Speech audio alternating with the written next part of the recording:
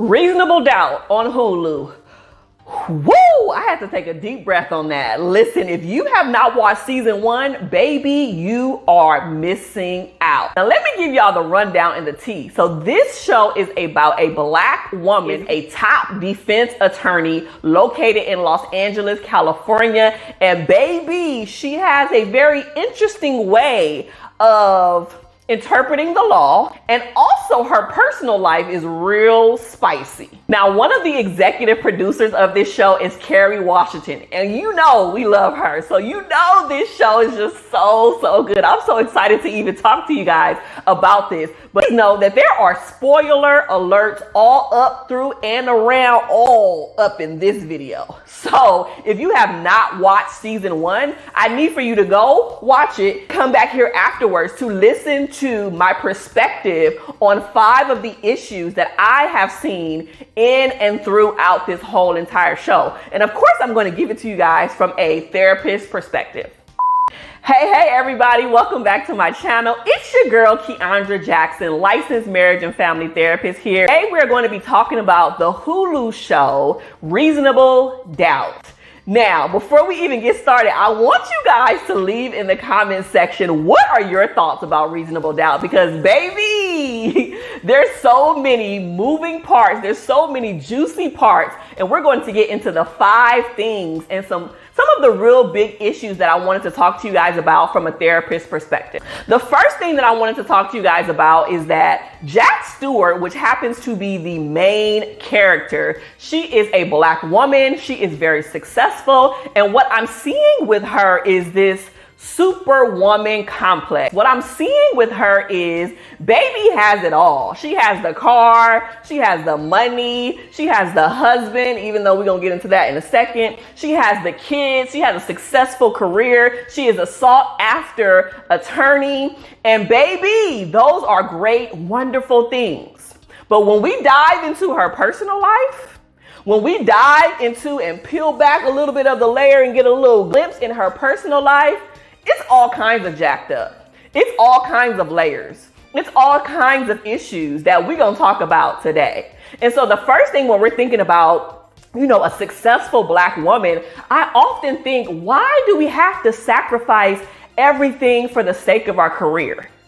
I see too often where black women specifically, we are climbing the corporate ladder. We are successful in our careers. We're doing all of the things, which is great and it's amazing. But then our personal life is jacked up. Then our personal life is falling apart. And I'm wondering, why does that have to be the case? Why can't we have a successful, amazing, thriving business and career and also have a very healthy home and personal life? So the thing from a therapist's perspective that I'm seeing is that there is a lack of harmony. Now, if you've listened to me for any length of time, you know I'm not the biggest fan of using the word balance. We love the word harmony over here. Look, my latest book is called Hard Work or Harmony for this actually, while we are here,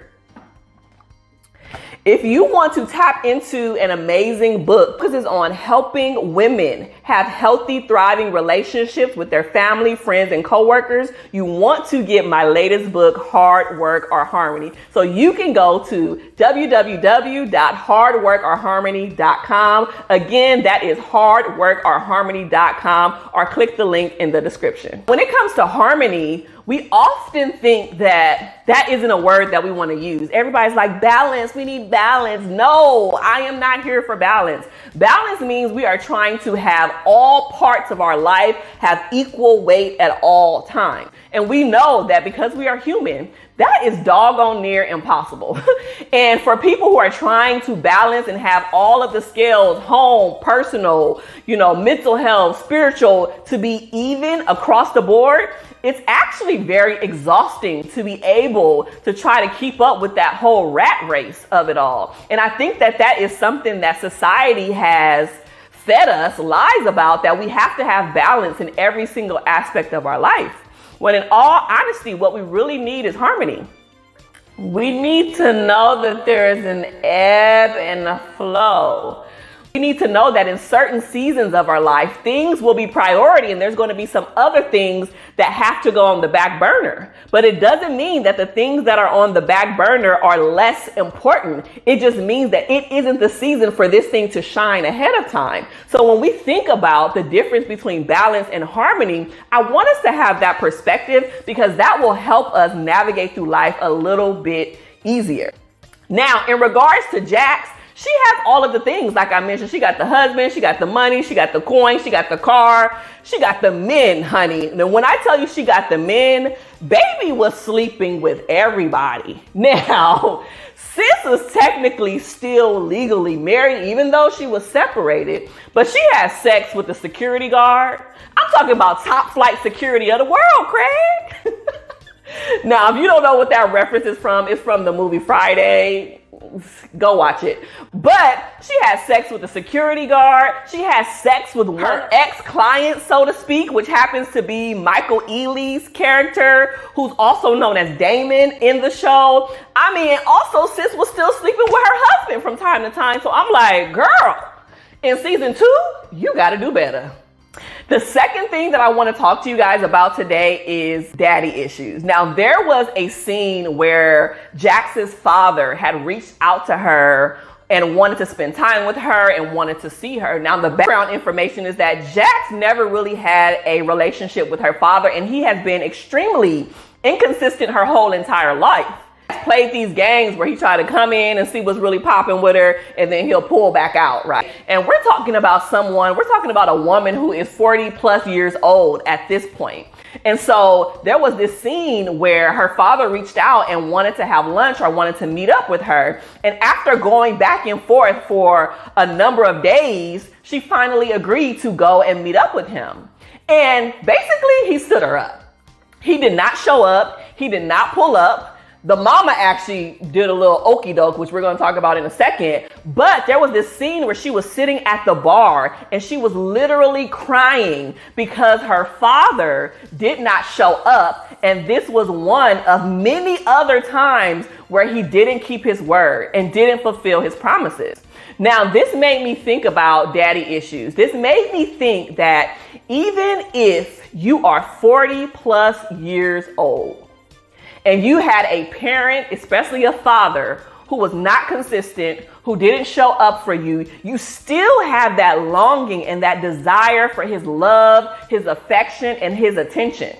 Just because you're 40 years old does not mean it goes away. Just because you are married all of a sudden, it doesn't mean it goes away. Just because you have children and a thriving career and money and cars and all of the things, it doesn't take away that void. And the interesting part that I want to link to here is that those daddy issues tend to play out in our romantic relationships, especially in this instance with her husband in this scenario, because after she got stood up by her dad, she linked up with her husband, right? Who was there for her, who supported her, who pulled outside and sat with her in the car and talked through this issue. But he said something really powerful that stuck with me.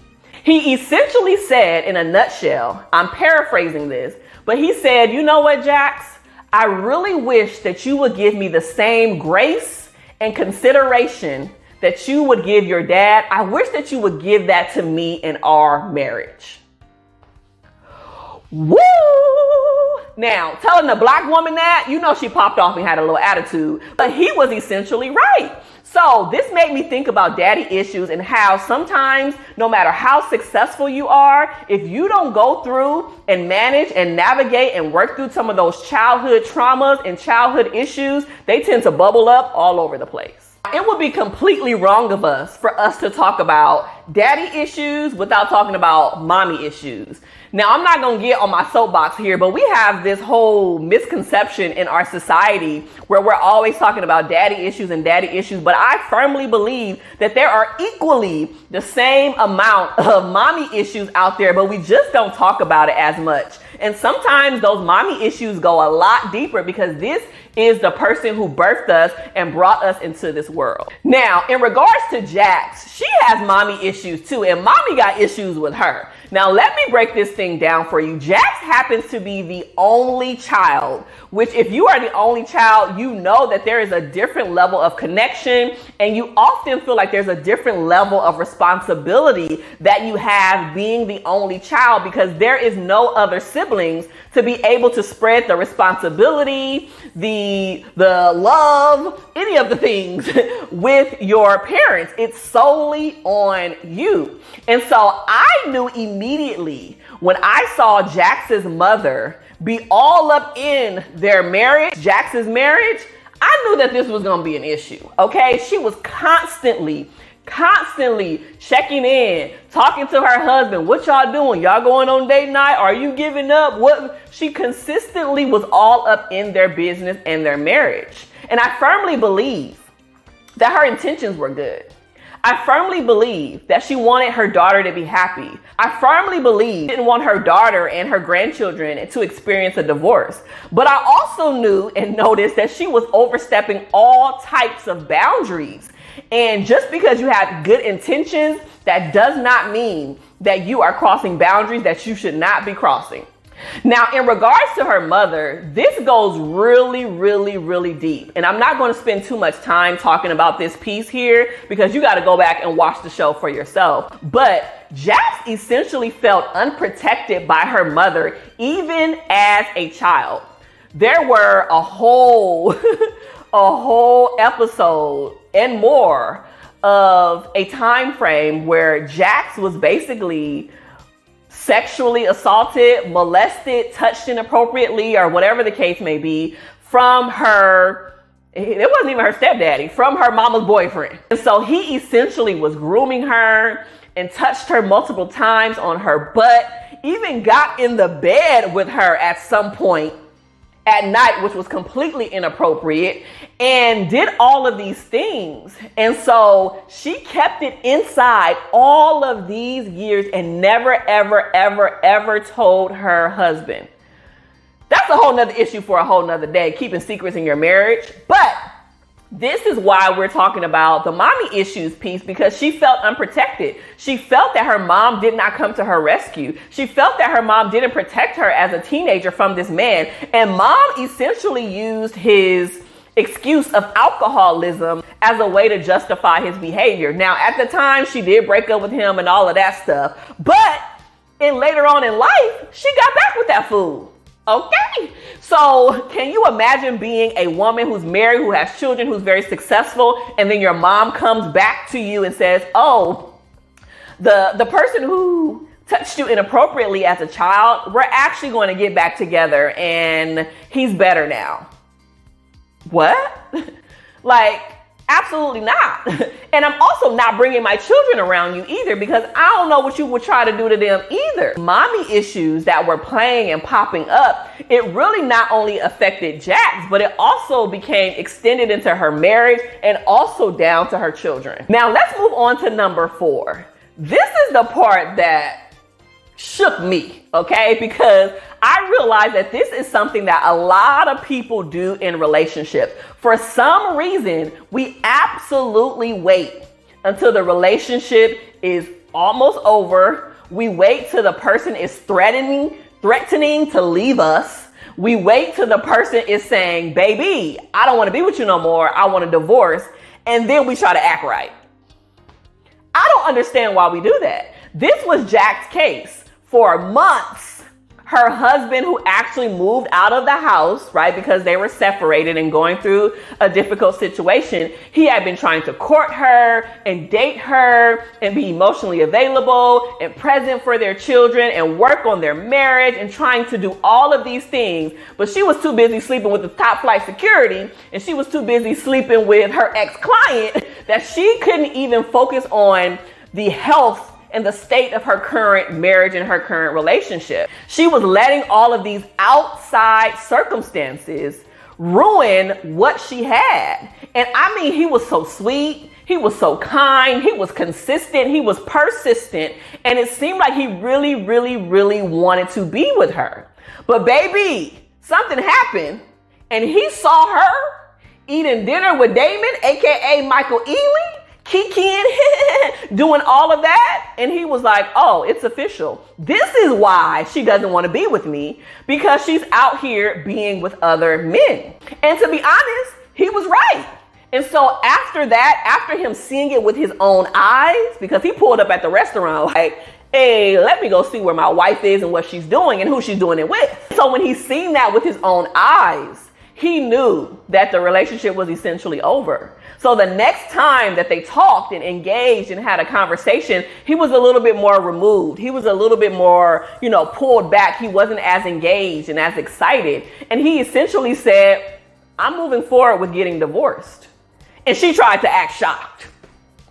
Like, what? What do you mean you're considering divorce? I never was considering divorce. Girl, he been trying to pursue you this whole time. And look where you at. You done messed it up. So then, after he said all that, she tried to get her act right. She tried to get herself together a little bit. And then now she was like, well, I want us to work. I want us to go to therapy. I want us to fix this. I want to see what we can do. But why did it take all of that? Why did it take all of you going to be with other men? Why did it take all of you dismissing him for months? And now all of a sudden, when he wants to call it quits and he started pursuing other women and having sex with other women, unbeknownst to her, now she want to be back with him again. If you are one of those people who are doing that, please don't do that. Cherish what you have while you have it, because once you lose it, there's no guarantee that you're going to get it back again. The last and final thing that I want to talk to you guys about today is that separation and or divorce always impacts the kids. I don't care what you say. I don't care if your kid is 6 months old. I don't care if your kid is 6. I don't care if they're 16 or 26. Please believe that when parents separate or they choose to get a divorce, it always impacts the children. I remember when my parents got divorced when I was about 10 years old. They probably thought that I didn't hear the arguments, the physical fights, the issues, how it impacted me, their attitude, their energy when they were around each other, how they treated me when they were around me. If they thought I didn't know, baby, I knew. Right? They didn't have to always verbalize it, but I absolutely knew that there was discord, that there was issues, and that my family was falling apart day by day. So don't think that your kids are stupid, because they're very intuitive. Kids know more than you think that they know. And in the situation with Jax, especially with her son, it was evident. I mean, this boy has so many different behavioral changes. He started popping off at the mouth, started having a little attitude. He started locking his bedroom door. He started being very short with his communication. And also, he started shifting and doing things at school that may not have been the best option. And so if you're noticing these types of things with your children as well, please know that these are signs. Typically, these are signs that there is something deeper and more emotional going on with your child that you need to tap into and explore, and don't just sweep it under the rug. There was a scene where Jax and her husband wasn't able to coordinate schedules, and they left the children outside of the school much longer than they needed to be. And the son essentially checked them like, bruh, y'all need to get it together, because this is impacting us clearly more than you know. And so it just really touched my heart, because there are so many different children who are going through that same scenario. And he even felt like, her son even felt like he had to choose a side. He told his dad, hey dad, when you and mommy get a divorce, can I live with you? Whew. He didn't say if. He didn't say were y'all. He said when it happens, because y'all been acting cray-cray. When it happens, I want to live with you. And so can you imagine having to split and make a decision between your parents whom you both love equally? That's a very, very hard place to be in. And since we're in this arena talking about this, it's apparent to me that Jax and her whole family is going to need a whole lot of therapy. Jax needs to go to individual therapy because she got them daddy issues, she got the mommy issues, she also has issues in her marriage with her children, and she also seen Michael Ealy's character, Damon, die by suicide right in front of her eyes. Spoiler alert. And so anybody who has experienced that firsthand absolutely needs to go to therapy and process. But even on top of that, they need to go to family therapy, her husband, and her 2 children. And her husband also need to go to marriage counseling. So they're going to be in therapy like 4 times a week at this point. But I think it will be absolutely necessary for her to be able to process a lot of the things that has happened to her over her life so she can be a better, successful, thriving, top defense attorney lawyer, so she can be a better wife to her husband who clearly wants and loves her and wants his family to work, so she can be a more present and happier mother. This is important.